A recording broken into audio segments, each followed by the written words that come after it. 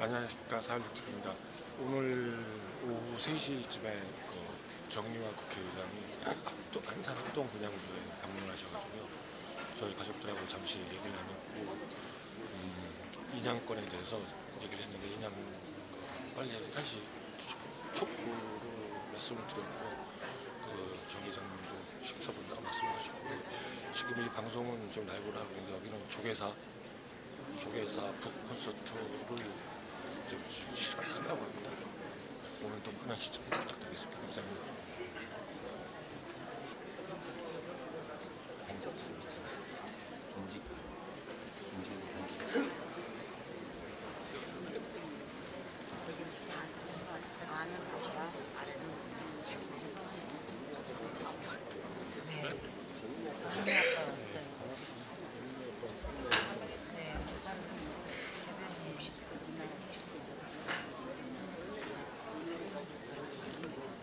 뭐라 그러죠? 바뀐 직책이 뭐죠? 대책들이 전문가 운영위원회에서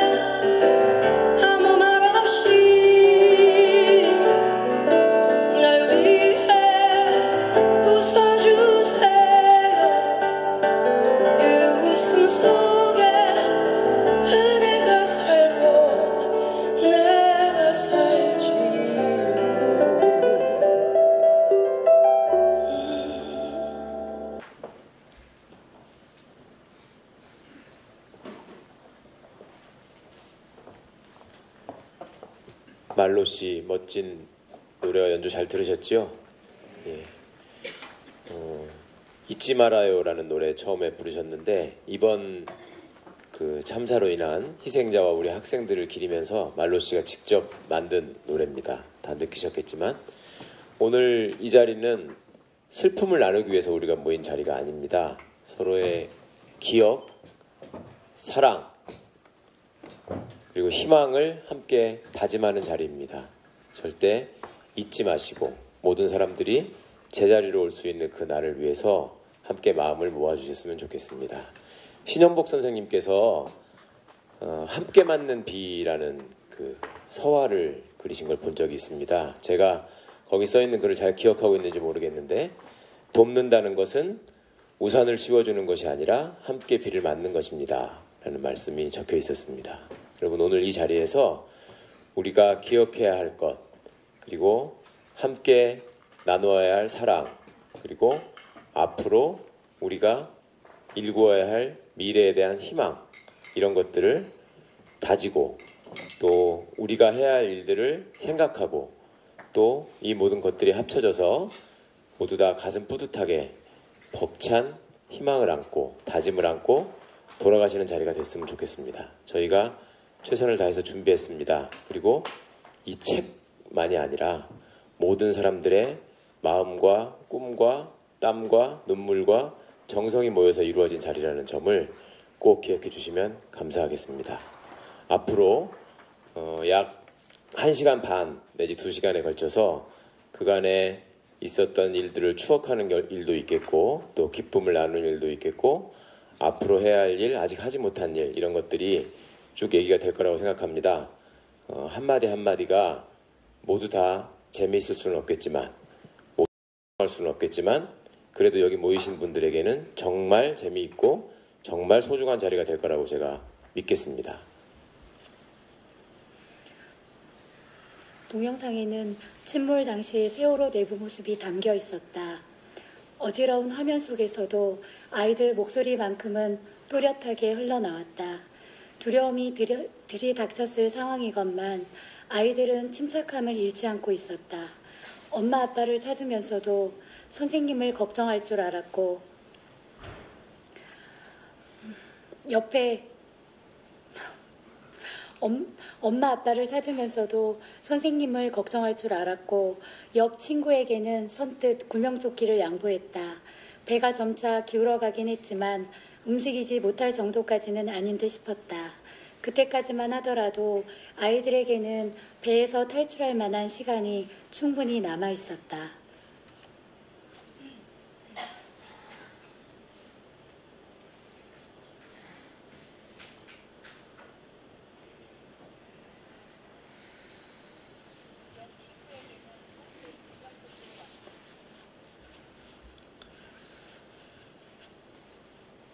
올 봄에 벚꽃이 활짝 필 때였는데 서울대에 가서 강연을 듣고 와서는 세희가 조형사가 되고 싶다고 그랬습니다. 그래서 옛날 어른들 하는 말대로 달러빚이라도 내서 뒷바라지 할 거니까 걱정하지 말라고 했습니다. 네가 하고 싶은 것은 다 하게 할 테니까 말만 하라고. 세희가 서울대에서 벚꽃 배경으로 사진을 찍은 게 있다고 그랬는데 안 보여줘서 못 봤습니다. 보고 싶었는데 못 봤습니다. 핸드폰이 올라오면 세희 친구들하고 어떤 사진을 찍었는지, 어떤 벚꽃 아래서 찍었는지 그런 게 보고 싶었습니다. 핸드폰은 아직 올라오지 않았습니다.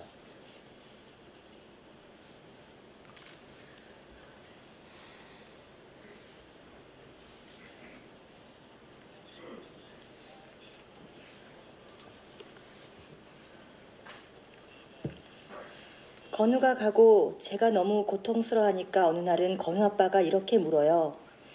내가 자기를 안 만나고 그랬으면 건우가 안 태어났을 텐데 다시 그 시간으로 돌아가면 나 안 만나고 싶지 않아? 그러면 이 고통의 시간을 안 당해도 되잖아. 그래서 제가 말했어요. 나는 또 이 고통을 당한다고 해도 건우를 만나고 싶어. 다시 택한데도 나는 건우 엄마를 택할 거야 라고. 그 17년 동안이 내 인생에서 가장 행복했던 시간이었기 때문에 다시 또 기회가 생기면 건우를 또 만나 그 시간을 다시 건너고 싶다고. 내 인생에서 건우와 보낸 17년은 너무도 행복했던 시간이었다고.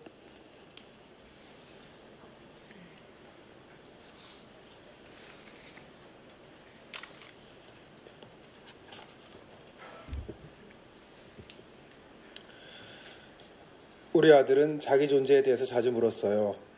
엄마는 날 어떻게 생각해? 내가 없었으면 어땠을 것 같아? 그러면 내가 우리 아들은 공기야. 엄마가 숨을 쉴 수 있는 공기. 아들 없으면 나는 못 살 것 같아. 그랬어요. 애 아빠가 욱하는 성질이 있어서 내가 내 아빠랑 안 만났어야 했어 하면 호성이가 그럼 내가 어떻게 태어나 하고 나는 또 넌 그래도 내 아들로 태어났을 거야 라고 하고 자기가 아플 때 엄마도 감기 기운이 있으면 그래요. 엄마하고 나하고는 연결되어 있어서 있잖아. 그래서 아픈 거야.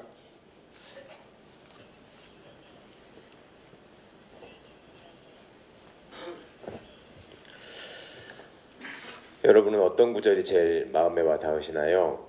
저는 오늘 금요일엔 돌아오렴 북콘서트 사회를 맡은 최강욱입니다. 오늘 이 자리는 세월호 참사 이후에 우리 유가족분들과 또 시민들이 함께 모여서 그간의 이야기를 차분히 나누는 자리인 만큼 제 소개는 생략하고요. 곧바로 이야기로 들어가도록 하겠습니다. 금요일엔 돌아오렴을 만드신 분들 그리고 거기에 등장하는 부모님들의 이야기입니다. 먼저 나오신 분들 각자 소개해드리겠습니다. 우리 박수영 군 어머님이십니다. 안녕하세요. 저는 단원고등학교 2학년 4반 박수연 엄마 이영옥입니다. 임세희 양의 아버님이십니다. 네, 반갑습니다. 단원고 9반 세희 아빠 임종호입니다. 반갑습니다. 인권활동가 명숙 선생님이십니다. 네, 안녕하세요. 저는 2학년 7반 그 준호 엄마 장수봉님을 인터뷰했습니다. 명숙입니다. 반갑습니다. 전태일 열사의 일대기를 그린 만화책 태일이를 그리신 최호철 작가님이십니다.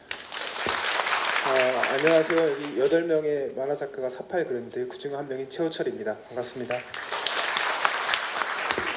네, 감사합니다. 수연이 어머님께 좀 여쭤볼게요. 사실은 저도 이 책을 읽기 굉장히 힘들었고 이 책을 과연 누가 그렇게 사서 보실까 싶었는데 의외로 지금 굉장히 많은 책이 팔렸더라고요. 그런데 어머님은 책이 나온 뒤에 읽어보셨는지 모르겠어요. 그리고 다른 분들 얘기를 또 보면서 무슨 생각을 혹시 하셨는지. 예. 저는 아직 못 읽었고요. 아픔을 직면하는 게 굉장히 아직까지는 힘들고요. 네. 그리고 아이들을 생각할 때 이제 오롯이 저희 아이들을 생각해야 되는데 그 슬픔에 항상 고통이 따라와요. 그렇겠죠. 예, 네, 예. 네. 그러니까 많이 힘들어서 지금은 이렇게 선뜻 책장이 넘겨지지 않고 네. 그리고 이 책에 우리 아이들 각자 소중한 이야기가 담겨져 있는 책이잖아요. 그럼요. 그래서 앞으로 꼭 읽어볼 생각을 하고 있고 그리고 다른 부모님들 이렇게 얘기 들으면 저만 아프다고 항상 생각을 했거든요. 제가 제일 예, 아프다고 예. 생각을 하고 그렇게 지냈는데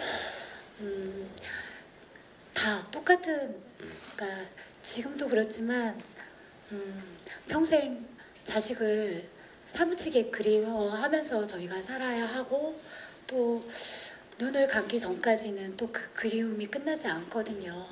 그래서 그런 똑같은 그리움을 안고 사는 부모님 같은 부모라서 더 가슴 시리게 더 아픈 것 같아요. 예, 그런 아픔을 안고 또 저희들한테 사랑과 희망을 주시는 분들의 용기를 주시고 수연이가 갖고 있었던 동영상도 공개가 됐고요. 그 이후로 이제 우리 아빠 또 수연이 누나 어머님에서 온 가족분들이 더 똘똘 뭉치셔서 건강하고 또 열심히 살아가시는 모습을 보여주고 계십니다. 요즘 가족들 근황은 어떠신지 좀 소개해 주실 수 있을까요? 수연이 아빠는 이제 4.16 협의회에서 진상분과장으로 열심히 활동하고 예, 있고요. 진상규명을 위해서. 예, 예. 예. 그리고 누나는 많이 힘들어하고 휴학까지 생각을 했었는데 제자리에서 잘 버텨준 덕분에 예. 자기가 원하는 대학에 올해 입학하게 됐고요. 아, 축하드립니다. 예, 그리고 지금 일상이란 것이 다 깨져버렸잖아요. 저희한테는. 그렇죠. 그리고 그 일상을 다시 맛본다는 거는 굉장히 어려울 것 같아요. 예. 근데 그래도 아이가 남긴 수연이가 남긴 버킷리스트에 예. 일본 여행을 1월 달에 새 가족이 다녀왔어요. 아, 항시 일본을 가고 넷이- 싶어 했군요. 수연이가. 예. 예. 그래서 항시 넷이 같이 했던 여행을 셋이서 다녀왔는데 수연이가 가고 싶어 했던 만한 그런 곳을 셋이서 이제 보고 느끼고 왔는데 수연이가 직접 가지 못했다는 거에 대한 슬픔이 많이 컸고요. 그리고 아이한테 굉장히 미안했어요. 예. 제가 예, 평상시에 엄마는 너 대신 죽을 수 있는 사람이라고 제가 자신 있게 항시 말을 하면서 아이들을 키웠는데 제가 그 약속을 하지 못했다는 거에 대한 미안함이 굉장히 컸고 새 가족이 앞으로 더 우리 아이들 진실을 밝힐 수 있는 그런 일을 할 수 있도록 그럼요. 예, 예. 열심히 살겠습니다. 박수 한번 부탁드립니다. 일본이 온천으로 유명하지요. 그 수영군도 그 따뜻한 온천처럼 아빠 엄마한테 더 따뜻하게 다가갈 수 있을 거라고 생각합니다. 세희 아빠한테 여쭤볼게요.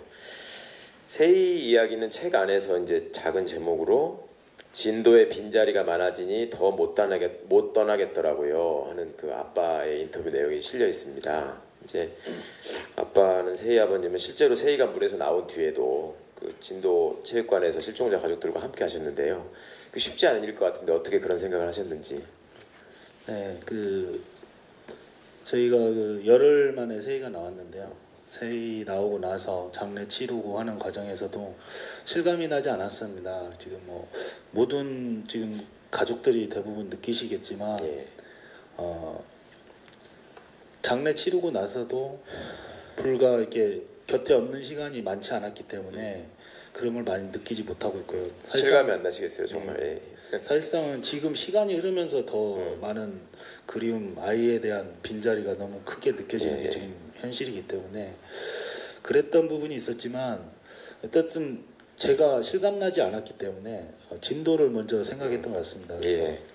진도가 너무 제가 있을 때만 해도 빈자리가 하나둘씩 늘어나면서 내가 만약에 이 넓은 체육관 안에 혼자 나만 우리 아이를 못 찾아서 남아있으면 어떻게 하나라는 그런 막연한 불안감들이 있더라고요. 그래서 장례 치르고 5월 1일 날 내려갔어요. 세희가 25일 날 올라와서 장례 치르고 바로 내려가신 거네. 예. 그래서 그 옆에 있었던 그 현철이나 그리고 그 양승진 선생님 같은 경우 지금도 아직도 그 사모님 사진이 연말에 나왔었죠. 예. 그래서 아직도 찾지 못하고 계시는데 예.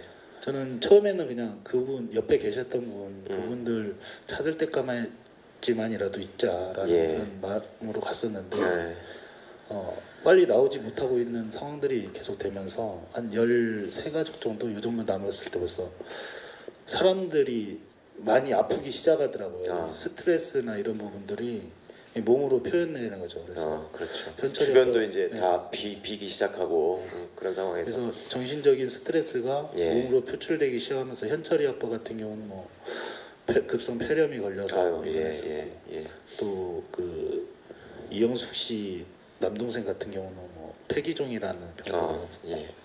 그리고 건강하셨던 분들이 지금 병원에 드셨고 그렇죠. 다윤이 어머니는 원래 좀 뇌 종양이 있고 하시는데 치료를 받아야 되는데 딸이 못 나왔는데 치료를 받을 수 없다고 해서 지금도 다윤이도 안 나왔고 하지만은 이렇게 몸으로 너무나 많은 힘든 상황들이 계속 되더라고요. 그래서 그런 모습을 보면서 떠나오기라는 건 좀 쉽지 않은 그런 마음이 됐습니다. 그래서 거기에 있으면서 너무나 힘든 상황들을 봤습니다. 위에 우리 가족들 굉장히 많은 힘들게 또 막 노숙도 하시면서 이렇게 힘든 상황이었는데 저도 같이 하고 싶었죠. 진도의 상황들이 점점 어려워졌습니다. 그래서 아버님들이 점점 힘들어 하시면서 바지선에 작업하는 모습도 봐야 되는데 그런 부분들을 하지 못하고 있었고 그렇기 때문에 제가 이제 저도 배멀미하고 하는데 대신 들어가거나 아니면 같이 들어가서 봐주는 게 제가 할 수 있었던 유일한 거였던 것 같습니다. 그래서 곁을 지켜주시고 싶었다는 말씀이네요. 그렇죠. 여기 계신 분들도 저희 유가족들 보시면 무슨 말을 해야 될지 모르겠다고 말씀을 하시는데 맞습니다. 저희들이 진도에 가면 그런 상황이었습니다. 그래서 자식 잃은 슬픔을 가진 사람인데도 아직 찾지 못한 가족들 앞에서는 그 슬픔을 얘기할 수 없는 상황이었어요. 그렇게 말씀하셨더라고요. 책에도 봤습니다. 그 진도에 있었던 상황들은 이 책에 좀 설명을 많이 했던 부분이 있고요. 그래서 특별법이나 국정조사나 이런 부분들 진행되는데 정말 답답하더라고요. 그래서 가족들도 마찬가지지만 실종자 가족들도 자식을 못 찾고 가족을 못 찾아서 답답한데 왜 죽었는지도 밝혀주지 않겠다라는 이런 얘기들을 하니까 그 병이 더 날 수밖에 없는 상황이었던 것 같아요. 그럼요. 기가 막히는 건데 정말로. 그래서 특별법이나 이런 부분들도 봤을 때 제가 이제 항상 책에도 내용이 있지만은 21년 전에 제가 그 서해류 침몰 당시에 그 자리에 그러셨다고 그랬죠. 있었기 때문에 그때 의경으로 근무하셨다고 그랬죠. 그래서 너무나 그 아픔들을 많이 봤었기 때문에 굉장히 슬펐던 것 같습니다. 근데 그때 특별법이나 이런 내용들이 없었고 또 요구하지도 않았었기 때문에 단지 보상으로 끝났던 부분이었기 때문에 그때 만들어졌으면 어땠을까라는 그런 아쉬움이 굉장히 컸습니다. 그래서 지금 특별법 만들었다고 하지만 굉장히 제가 봤을 때는 이걸로 과연 어디까지 밝힐 수 있을까, 어디까지 조사를 할 수 있을까라는 그런 의문점만 남기 때문에 앞으로 저희들 계속해서 해 나가야 될 방향들이 있는데 굉장히 우리 가족들이 이런 처음 경험해보는 거기 때문에 어떻게 해야 될지도 모르겠고요. 그러나 가장 중요한 건 우리 국민들의 힘이 같이 해준다면 그럼요. 진실이 밝혀지지 않을까라는 그런 생각이 있습니다. 그래서 또 많은 분들이 그래서 저희는 항상 이런 말을 하고 다닙니다. 저희는 예전에 우리 가족들 그리고 행복했던 그 순간순간들이 앞으로는 절대 돌아오지 못할 거라고 생각이 됩니다. 물론 돌아가고 싶겠죠. 그렇지만 돌아가지 못할 거라는 게 너무나 확실하기 때문에 저나 그 세희 엄마도 마찬가지지만 그날 이후로는 뭐 생일도 마찬가지고 결혼기념일 이런 거 그날 자체가 힘들기 때문에 아예 잊고 살려고 하고 있습니다. 그래서 국민들께 좀 호소드리고 당부드리고 싶은 거는 저희들은 그 예전의 행복한 날로 갈 수 없습니다. 하지만 아직 뭐가 부족해도 부족하다고 느끼면서 사시겠지만 지금의 그 행복은 저희들이 가질 수 없는 행복이라는 걸 잘 인지하시고 저희와 같은 아픔을 겪지 말기를 간절히 바라면서 저희를 위로해 주시네요. 여러분 박수 좀 부탁드립니다. 그래서 특별법 내용이나 이런 부분들이 저희들을 위한 법이 아니라 우리 모두를 위한 법이다. 행복한 가정을 꾸리고 사시는 우리 모든 국민들의 특별법이 돼야 되지 않겠나라는 그런 바람이 있습니다. 감사합니다. 자, 그림이 이제 많이 또 화제가 되고 있고 더 화제가 될 겁니다. 이 그림을 하나씩 좀 얘기해 줄 수 있을까요? 조천 선생님 좀 부탁드리겠습니다. 제가 이제 8명의 작가는 그 각 여러 유가족분들 인터뷰마다 한 장씩 이렇게 넣고요. 저는 크게 3장으로 들어가는데 3장에 들어가는 그림을 맡아 그렸습니다. 인터뷰를 다 읽어보시면 주로 팽목항의 이야기, 그다음에 단원고 이야기, 그다음에 뭐 농성장 이야기 이렇게 공통적으로 빠지지 않고 나오는데요. 그걸 시간 순으로 유가족분들에게는 아주 생생한 공간이지만 독자분들한테는 잘 모를 수도 있어서 그림으로 안내하고 싶어서 그렸습니다. 바다가 나왔네요. 첫 번째 그림은 이건 뭐 잘 몰라 보시긴 하는데요. 다들 그 4월 참사 당일날 진도 앞바다를 상상해서 그린 겁니다. 그 지성이 아빠 인터뷰를 읽다 보면 팽목항 뭐 그 동고차도 대마도 이런 게 나오는데 섬이름이 막 나오죠. 읽다가 보면 이게 어떻게 된 거지라고 지도 그림이 있으면 좋겠다라고 생각했었거든요. 특히 뭐 팽목항에서 배를 빌려서 이렇게 현장으로 갔을 때 얼만큼 먼지 중간에 저렇게 하조도라고 하는 섬도 있고 그다음에 뭐 팽목항에서 진도체육관도 꽤 멀거든요. 그 먼 거 이런 것들을 좀 이해를 돕기 위해서 그렸는데 거의 잘 못 알아보시더라고요. 어쨌든 저는 금방 아 알아보겠는데. 그래요? 그러니까 가보시고 그런 분들은 아시지만 이 예. 뭔지 잘 모르시더라고요. 책에 이렇게 다음 그림은 이제 광화문이네요. 9월에 광화문 농성장을 그린 것입니다. 예.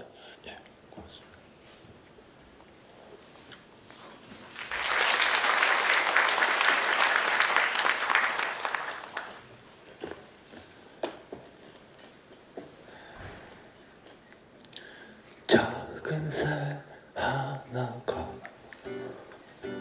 내게 다가와 길을 잃었다고 잠시 내 어깨에 기대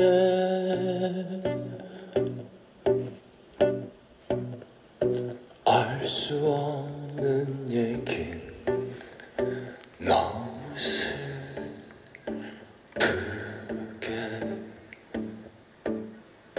내 대신 새가 된 친구의 영혼이 되어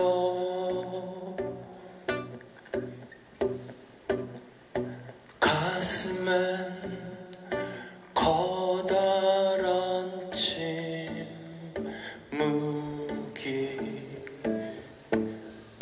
무거운 한숨만 허공에 흩어지네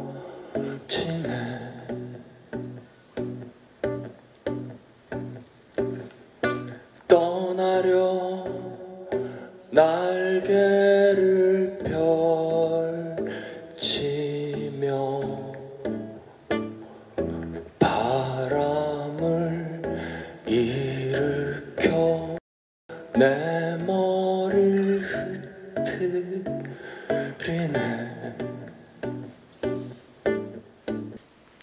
윤영배 선생님 노래 잘 들으셨죠?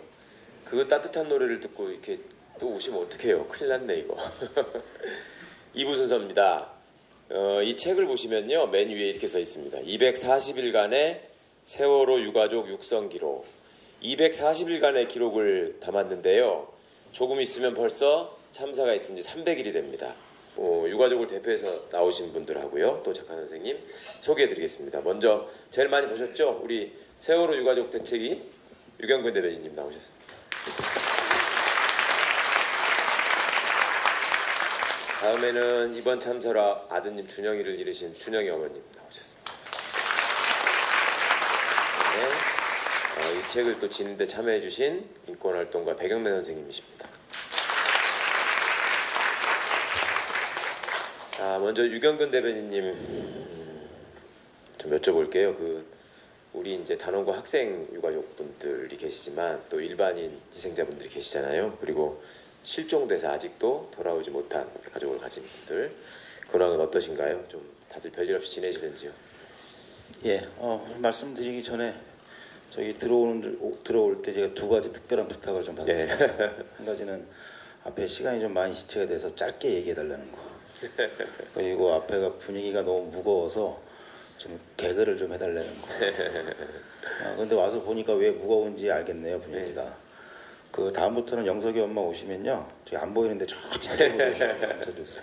앞에 계속 울고 있으니까 계신 분들이 그 우는 것 때문에 여기 계신 분들이 무거워지니까 다 무거워지는 것 같아요. 그만 오세요. 영석이가 되게 잘생겼습니다. 네. 영석이 엄마 아빠 아들 같지가 않아요. 예은이도 뭐 예은이는 아빠 수준은 예은이는 저 닮았어요. 에이.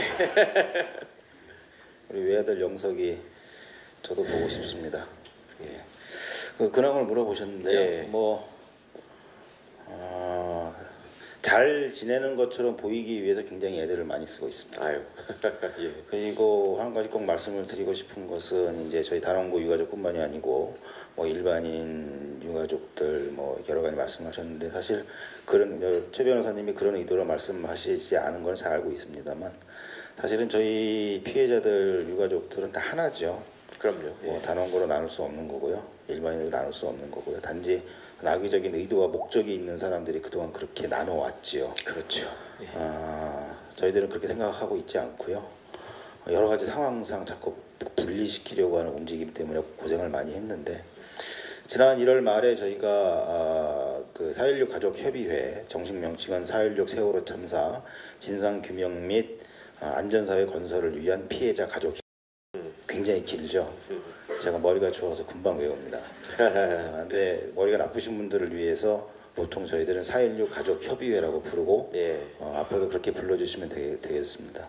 여기 지난 1월 25일에 저희가 창립총회를 해서 출범을 했는데요. 여기에는 그동안 저희 단원고 유가족들 중심으로 하던 가족대책위원회가 대폭 변화해서 전환을 한 것이고요.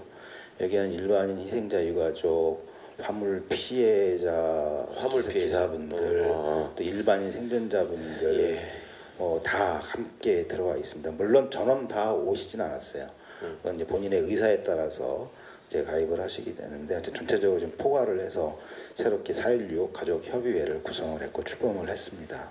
이제는 대변인이 아니시고 위원장님이시라고 제가 들었는데 저는 예은이 아빠입니다.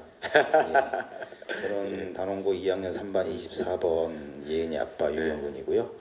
단지 지금은 집행위원장이라고 하는 역할을 맡고 있을 뿐이죠. 그렇게 구성을 했고 모든 피해자 가족들이 정말 참사의 진상 규명을 하고 안전한 사회를 건설하기 위해서 뜻을 모으고 있습니다. 끝까지 하기 위해서 우리 가족들이 힘을 모으기 위해서 많은 노력들을 하고 있습니다. 그렇게 지내고 있습니다. 예, 감사합니다. 잘 들었습니다.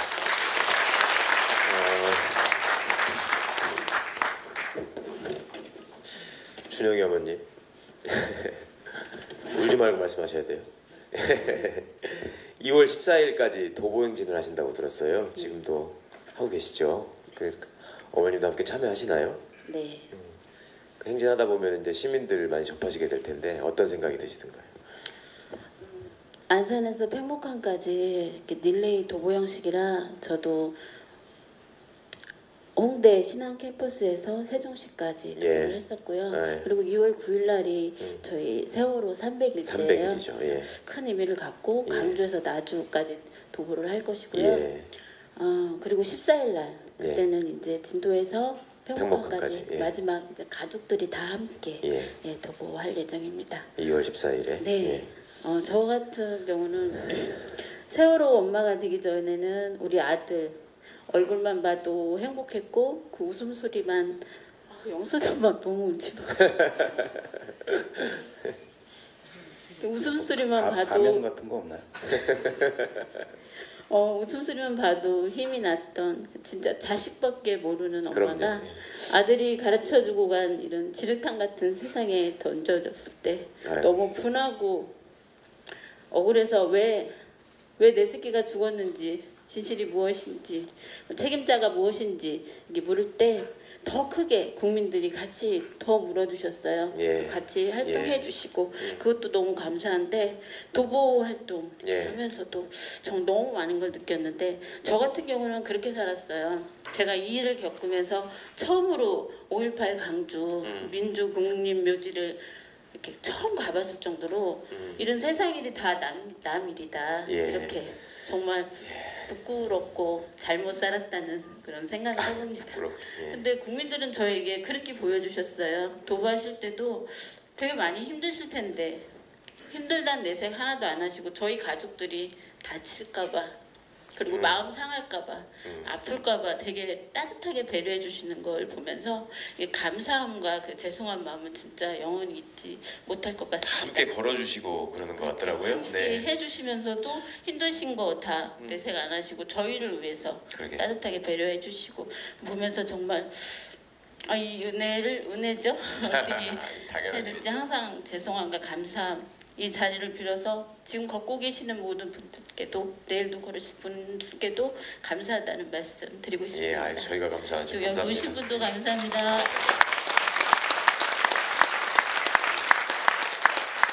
아까 저희가 여쭤봤어요. 지금 여기 입고 계신 티셔츠 보면은 세월호가 느껴지시죠? 저거를 저기 그 뭐 반티처럼 어머님들 맞춰 입으신 줄 알았어요. 그런데 광주에서 시민분들이 선물해 주신 옷이래요.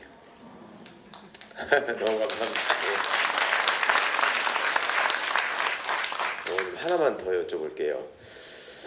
어떤 분이 그런 얘기를 하셨어요. 나는 세월호 참사 이전과 이후로 한국 사회가 많이 달라져야 된다는 얘기를 많이 들었는데 나한테도 한국 사회는 많이 다르게 느껴졌다. 세월호 전에는 소위 진보적인 생각을 가진 사람과 보수적인 생각을 가진 사람들 사이에 갈등이 있구나 이렇게만 생각을 했는데 이번 참사를 겪어보니까 사람하고 악마가 함께 살고 있었구나. 내지는 사람하고 짐승이 함께 살고 있었구나. 이런 말씀을 하신 분들이 계셨어요. 그 책을 읽어보면 그런 얘기들은 안 나오지만 그 가족분들이 참사 이후에 그 여러 가지 일들을 겪으시면서 스스로 많이 힘드신 와중에도 많은 걸 느끼시고 이제 변화하고 달라졌다고 얘기하시는 게 많이 나오거든요. 그러면 어머님 입장에서 이번 일을 겪으시기 전과 후에 우리 대한민국 사회는 어떻게 달라졌다고 느끼셨는지. 너무 광범위해서 제가 좀 쉽게 말할게요. 네, 어머님이 우리 사회를 바라보는 시선. 네. 네, 저는 준영이를 잃고 제가 이렇게 벼랑 끝에 서 보니까요. 소외된 사람들과 권력에 짓밟히는 사람들, 살기 위해 죽는 사람들이 보였습니다. 예. 자식을 잃은 저희들에게 책임을 회피하고 막말하고 진실을 숨기는 정부가 너무 진짜 절망적이었고 상처가 너무 많았어요. 이루 말할 수 없지만 그 상처와 절망을 나누어서 같이 국민들이 함께 해주시는 것을 보면서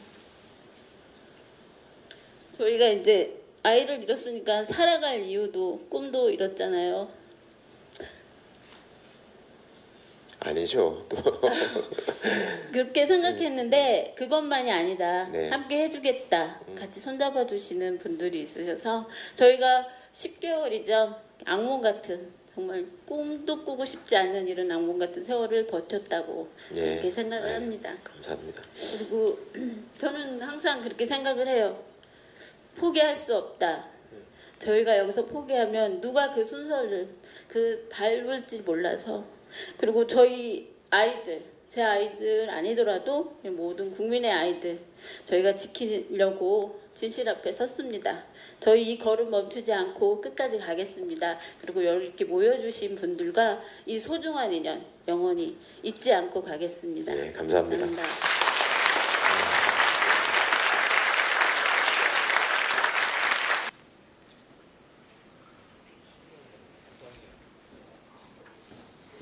안녕하세요. 안녕하세요. 네, 반갑습니다. 굉장히 독특한 입장 방식이었습니다. 저는 뭐 이렇게 소개라도 하거나 아니면 뭐 음악이 깔고 이렇게 나올 줄 알았는데, 형님, 안녕하세요. 여기서 예. 거기다가 또 들어왔을 때 그전에 순서를 해서 다들 이렇게 울고 계시니까 이걸 여기서 뭐 어떻게 하기도 그렇고 뭘 해야 되나 싶기도 한데 어쨌든 오늘 저는 요즘에 참 저는 크리스찬이고 어머님 목사님인데 참 절에 많이 오는 것 같아요. 저번에도 그 법륜 스님께서 뭐 하실 때 갔었고 오늘 조계사 그리고 뭐 수환스 오늘 또 명진 스님도 이따 인사를 드려야 되고 근데 가끔 이제 삐뚤어진 사람들은 늘 그런 얘기 하잖아요. 뭐 이렇게 따지고 틀을 나르고 근데 제 생각은 사랑과 나눔 그리고 정의 이런 데는 종교라는 게 저는 없다고 만나서 교리를 얘기하는 것도 아니고 특히 감사한 거는 오늘 오면서 이 불교계에서 정말 세월호에 끊임없이 앞장서서 이렇게 해주시는 게 너무 지금 얘기하면서 소름 끼치고 솔직히 말씀드리면 저도 기독교인이지만 제가 그런 얘기 했어요. 그때 그 광화문에 있을 때 오죽하면 목사님들 와서 제가 인터뷰를 했거든요. 아니 여기 다 신부님도 있고 스님들도 계신데 왜 목사님들만 안 오시냐고. 그러니까 목사님들이 10분이 오셨더라고요. 김장훈 씨 인터뷰 보고 좀 같이 좀 하시자고. 그래서 오늘 뭐 노래를 하러 왔는데 첫 번째 곡은 살고 싶다라는 얼마 전에 발표한 곡인데요. 죄송합니다. 그 두 곡 다 어쩔 수 처절한 곡을 할 수밖에 없는 그렇다고 여기서 제가 난남자들을 하면서 우르르 좀 이거 하기는 좀 그래서 그건 제 공연 때 보시고 살고 싶다라는 노래는 사실은 이제 와서 말씀드리면 세월호 노래예요. 그리고 그때 상술로 비춰질까봐 얘기 안 했는데 신해철 씨가 담겨있는 노래예요. 그래서 난 살아있다. 너 없는 세상 속에도, 거칠은 세상 속에도, 메마른 감정 속에도 기댈 곳 없고 위로받고 싶지만 기댈 곳 하나 없다. 그래도 살아있다. 그래도 살고 싶다. 이 노래 할 때 원래는 사랑 노래를 제가 내려고 하다가 사랑 노래 장사 잘 되거든요. 살고 싶다 같은 노래는 안 돼요, 흥행이. 근데 세월호 세상을 산 이후에, 그리고 해철이가 떠난 이후에 이 곡으로 바꿔서 그전 거 버리고 이 노래를 했기 때문에 이 곡을 노랫말이 좀 와닿으실 거라고 생각해서 이 노래를 전해드릴 테니까 울던 거 마저 우시면 될 것 같습니다. 일단 어쨌든 그 진도에서 뵙다 뵈니까 반갑네요. 그리고 세월호에 관한 저의 생각은 한 곡을 마친 후에 분위기 봐서 조금 많이들 좀 피곤해 있는 상태, 좀 굉장히 지금 불리한 상태에서 올라왔어요. 그러니까 초반에 올라오면 얘기도 길게 하는데 지금 빨리 끝내지 하는 분위기가 좀 팽배해 있는 것 같아요. 그래서 괜찮아요. 적당히 보고 제가 상황 봐가면서 하도록 하겠습니다. 먼저 살고 싶다 전해드리겠습니다.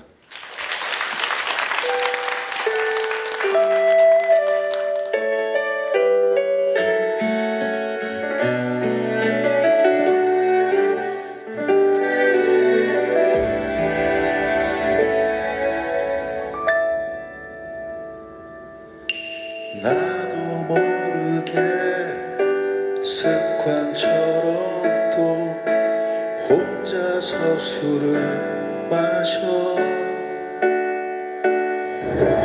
이게 쓴 건지 내가 쓴 건지 이제는 모르겠다. 사랑이 무엇인지 이제는 나무 인형처럼 여기에 서 있다. 난 살아있다. 메마른 감정 속에도 난 살아있다. 이 자리에 서서 부둥켜 안고 싶고 위로받고 싶지만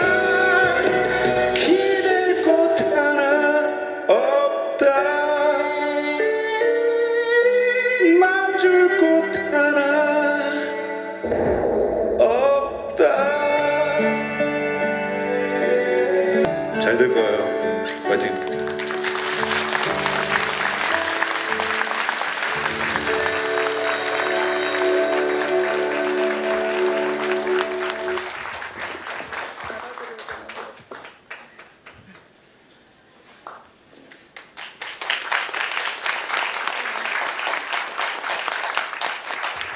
만드신 거예요? 공부해 주신 엄마들이 알겠습니다. 감사합니다. 예. 네, 감사합니다.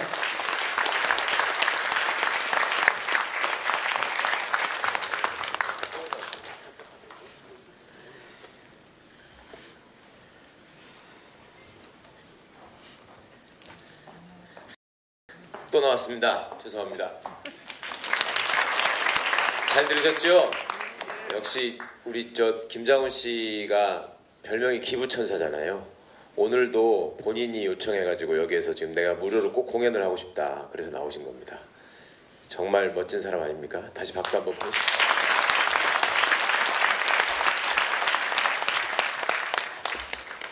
하나 더 제가 놀랍고 신기한 사실 하나 알려드릴게요. 김장훈 씨가 저보다 형이라고 제가 알고 있었거든요.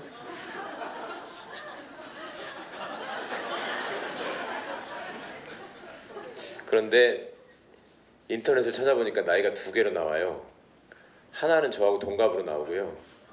하나는 저보다 형으로 나오더라고요. 믿으셔야 됩니다. 맞습니다, 진짜.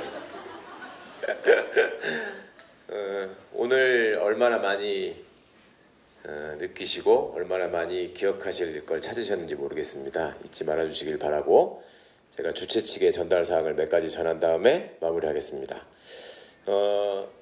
푸콘서트였습니다. 오늘 이제 세월호 유족분들과 우리가 함께하는 마음, 그리고 앞으로 잊지 말자는 마음을 다짐하시면서 오늘 이제 이 책을 좀 널리 알려주시고요. 바깥에 나가면 이 책들이 많이 있습니다.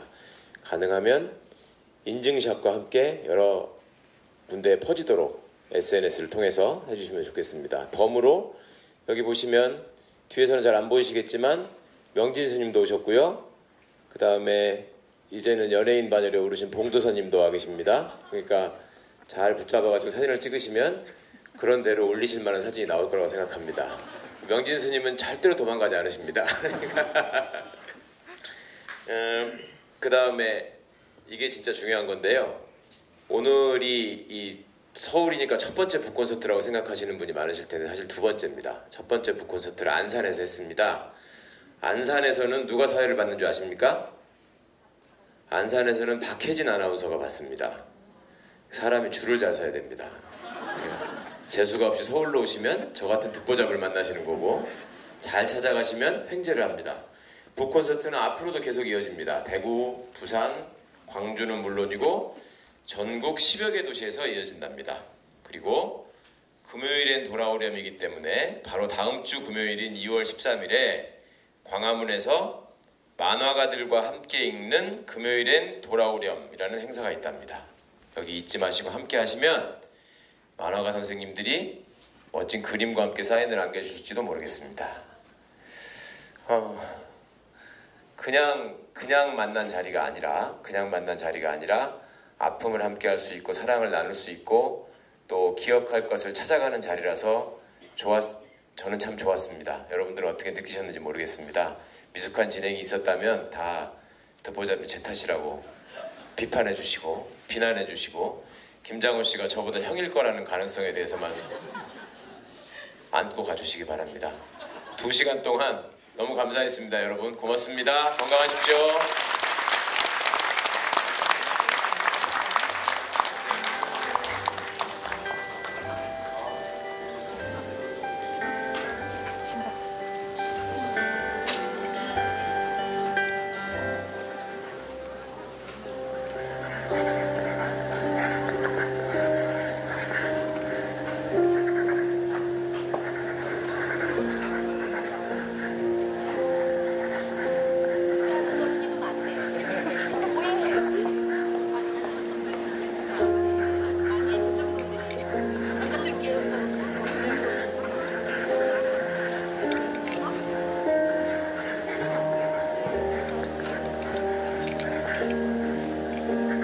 2015년 2월 5일 서울 조계사입니다. 지하에서 방송하다 보니까 인터넷 연결 상태가 좋지 않아서 저희들이 다시 녹화 필름을 가지고 정리를 해서 조계사에서 열리는 금요일에 돌아오렴 북콘서트 다시 한번 잘 올려드리도록 하겠습니다. 죄송하고요. 원래 이런 방송이었잖아요. 그래도 걸어갑니다. 어디를 향해서? 진실을 향해서. 그래도 걸어야 합니다. 어디를 향해서? 행복을 향해서. 왜? 애들을 건져야 되잖아요. 오늘은 울지 않고 그냥 끝낼게요. 감사드립니다.